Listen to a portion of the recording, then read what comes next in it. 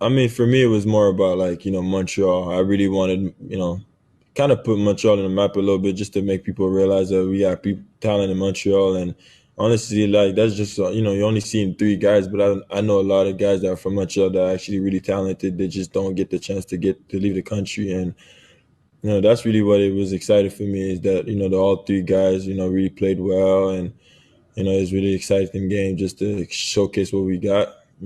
Especially the basketball in Canada. I say Montreal a lot because it was three guys from Montreal, but just in Canada, period.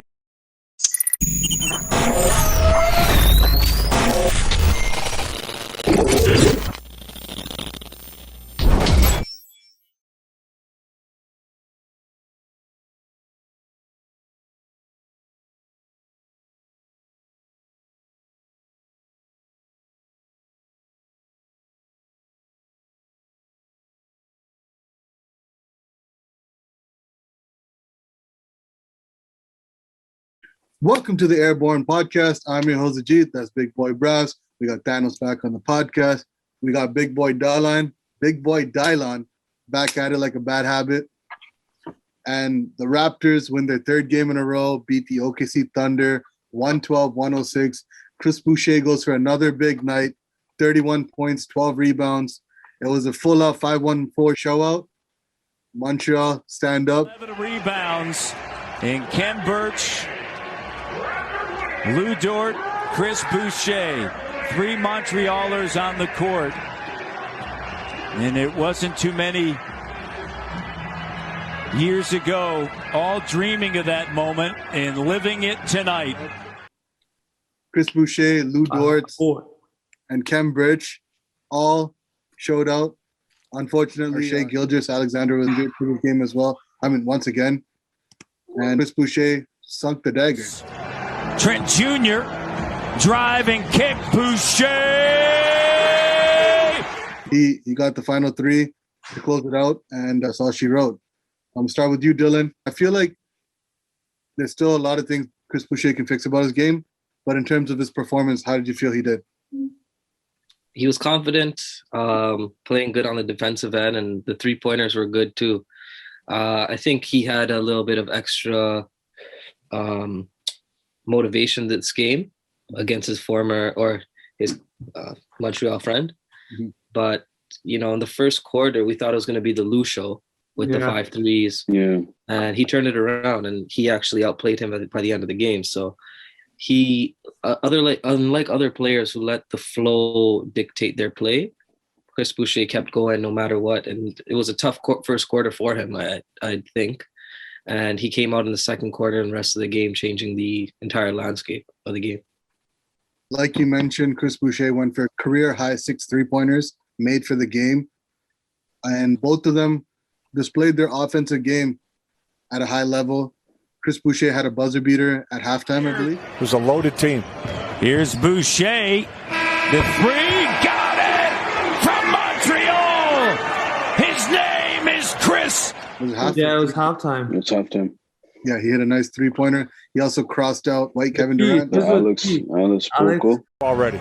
Bogusevsky, 17th overall selection by Minnesota. He slips there. And the three-pointer, Boucher. How do you say shake and bake in French, Matty? Chris Boucher breaking ankles. 5-1-4 output. Little shake right there, dropping his man, and then nailing the 3-point. Yeah, rookie. He crossed him out. He did a little crossover, had him shaking a little bit. I think he dropped to the floor and then he did a step back 3. And Luke Dort in that first quarter put on a show. I think he had 21 points after the first quarter. And I think Boucher respectfully had 17 points in the first quarter as well. But like Dylan mentioned, at the end of the night, bragging rights went to Chris Boucher for getting the W and also outperforming him by 2 points. I think Luke Dort ended the night off with 29 points.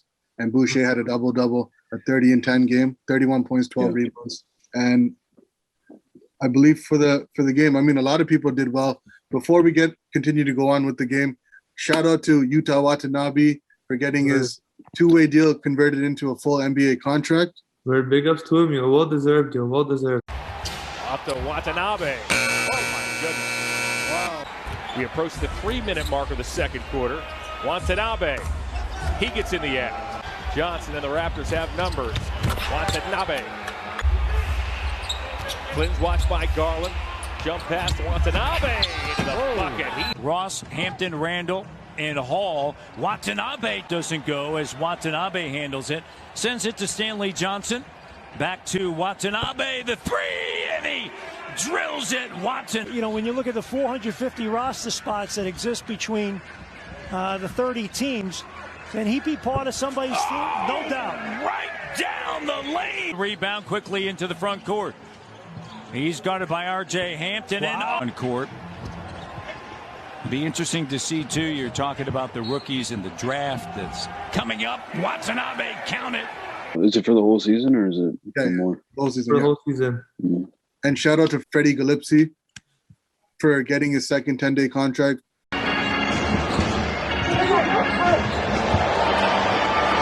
Yeah, well deserved, dude. That guy's sick.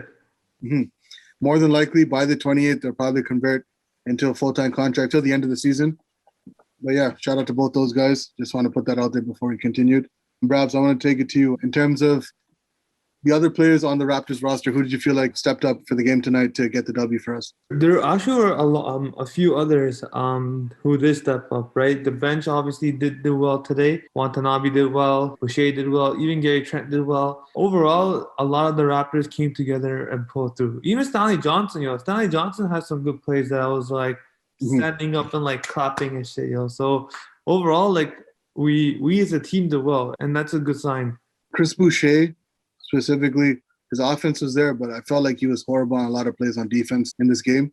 And Kem Birch bailed him out, Kem Birch bailed him out on a few of those plays. Yeah, for sure. I don't know if you guys noticed it, but it's, as much as he's known as a shot blocker and a defensive anchor in the paint and whatnot, I feel like his perimeter defense is horrible. And bless you, Dylan.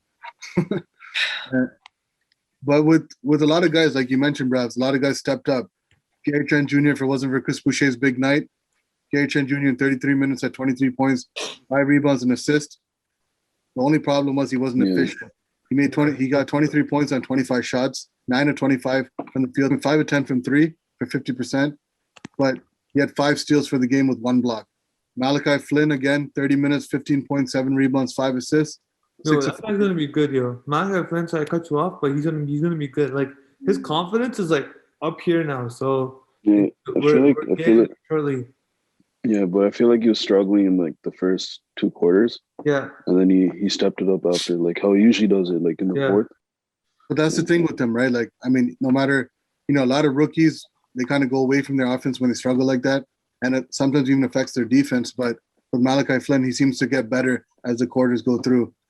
And with him to kind of step up in the fourth quarter, a lot of people have been watching, like, in the Bleacher Report community for the Raptors end. They've been saying Malachi looks like one of those up-and-coming fourth-quarter finishers. Yeah, for sure. Paul Watson, after a 30-point performance in the previous game. Yeah, 0 for 10. Man couldn't score a bucket for his life. Only had 4 rebounds, 5 assists. No defensive stats. But it is what it is. You cut him some slack because he went off against Orlando, and the Raptors had enough offense for the night to kind of get this W. Yeah, well, the thing is, one thing that stands out is the amount of shots Gary Trent took, 25. Just doesn't make sense to me. Like, if he's starting, there's no way he's going to get that amount of shots with Pascal on the court.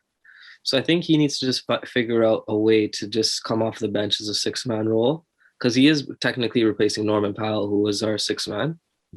But I don't know if the balance there, if we have a full lineup, Nick Nurse has the balls to kind of bring him off the bench. Because we go small ball with OG at the 5, guarding centers, right? So to me, I just don't know the shot selection.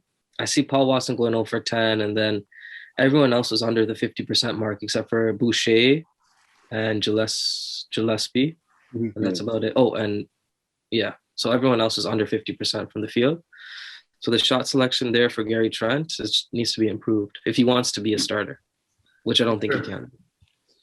For sure. I mean, the amount of shots he took last night was unacceptable. 25 shots, only scoring 23 points. But that was also his first game back after a couple of games of absence from the ankle injury. But to your point about Gillespie, he was perfect from the field, perfect from the free throw line. In 19 minutes, he had 10 points, 2 boards, and assists, 4-4 from the field, 2 of 2 from the free throw line with a block. He didn't have a crazy performance, but definitely looks like he deserved that second 10-day contract. Stanley Johnson had some dumbass plays along with Boucher, but in 13 minutes, he had some big plays with a couple three-pointers. He had 12 points, 3 rebounds, and assists, 3 of 9 from the field, 5 of 5 from the free throw line, 1 of 5 from 3, and 2 steals with 3 turnovers. He only shot 20% from 3, but at certain times you see this guy, even though he's not there consistently, when we need him at times, he does show up. I felt like Rodney Hood fell off. After that trade, I personally felt like he would do much better. And even right now with our main starters out, I felt like he has the opportunity to showcase his skills, but he's underperforming. That's the thing with Rodney Hood, right? I mean, you guys can agree or disagree with this, but I feel like Rodney Hood throughout his career has always been a streaky shooter, a streaky scorer. When he's on, he's on. When he's off, he's horrible. Yeah. And, it is what it is. But, we have enough players right now, when healthy as a team, to cover up for his lapses. But, when we're shorthanded like this and we're struggling for offense in certain moments of the game where we go on these droughts, that's when it kind of looks like it's more amplified, right? Yeah, well, I think the identity here, what Nugent was saying about Rodney Hood, he doesn't really seem to have an identity as a player. I think he has the pull-up 3, but that's not enough, and it's not really considered a defensive stopper, or he can't finish at the basket as well. But I remember thinking back in the days, the second lineup for the Raptors had its own identity, and to me, watching the start of the second quarter, you'd see the full bench lineup. And we look at the starting lineup today, it looks like a majority would be our second lineup, right? Yeah. Trent, Malachi Flynn, Chris Boucher, potentially Kem Birch, maybe DeAndre Bembry. Mm-hmm. But when we have a full lineup, I think our second lineup will be one of the top second lineups in the NBA, especially with Utah, and we have a bit of size as well. Yeah. So I think that's the main thing, and that's going to push our starters to perform better as well. Yeah, right now the second unit, technically, even though most of them are starting right now, they're getting a solid run in crucial minutes and close games to kind of improve that benchmark. With 4 out of the 5 starters out, especially in last night's game, a lot of guys have been stepping up on a consistent basis, but I feel like once we get this whole team together, that second unit's definitely going to, take a big jump, especially because they don't. Everyone's going to fall into place with their roles, and they don't have to do as much as they're doing now. Even though some of these guys are outperforming, once everyone falls into place, we can make a push for that play-in tournament. We're too talented to go into the playoffs. Mm-hmm. Kind of a blessing in disguise, knowing that your main starters are on the bench, they're not playing, and it gives these young guys, an opportunity to showcase their skills, right? When they're all healthy together, like what you said, perform better. Mm-hmm. The Raptors also got fined for resting players, and then they didn't give a shit about the fine. They went back to back. It is what it is. The Raptors, they're kind of playing both ends of the field right now, and they're getting fined, but they don't care because they did it again anyways. Some of the leading scorers for OKC, Darius Baisley in 33 minutes has 16 points, 8 rebounds, and assists, 6 of 15 from the field, 1 of 2 from the free throw line, 3 of 5 from the three-point line, with 1 steal, 5 turnovers. He was making some crucial buckets for the OKC Thunder. He only made 3 threes. It felt like he shot at least 6 threes. But it was because in the crucial moments in that fourth quarter, he was making everything. Yeah, he would have missed. Lou Dort in 31 minutes. Yo, that guy's a hidden gem, Luke Dort. Yeah, that guy's good. 3 undrafted guys from Montreal, straight out of the 514, putting on a show in this big game. Unfortunately, it wasn't in Toronto. Luke Dort, in 31 minutes, he dropped 29 points, 4 rebounds, 2 assists, 9 of 15 from the field, 6 of 8 from the free throw line, 5 of 8 from the three-point line with 1 steal. That first quarter was basically his highlight reel. He took over that first quarter. Him and Chris Boucher both were going at one another. Everyone else kind of didn't do, no one really stood out. Everyone had their moments, but that guy from Detroit, Maswaswala, that guy didn't take over the game and beat us in OKC. Moses Brown. Yeah, they both. Moses Brown, 20 minutes, only had 4 rebounds, no points, no assists.